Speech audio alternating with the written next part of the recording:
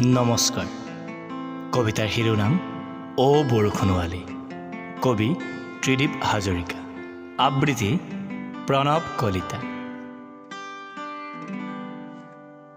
অ বৰষুণৱালী।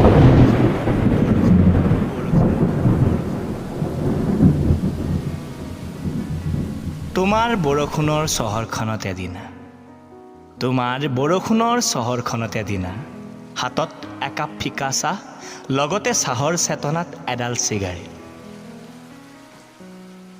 আসন্ন মনৰ চোলাটো তিতিছে বাৰে বাৰে। ছায়াময়াকৈ ক'লা ছাতি এটা লৈ লাহে লাহে। আহ, তোমাৰ কি যে অহংকাৰ হে বৰষুণৱালী। কেনভাছৰ পৰা এটা ছাতি আনিছোঁ তোমালৈ, ইউ ফৰ আমব্ৰেলা।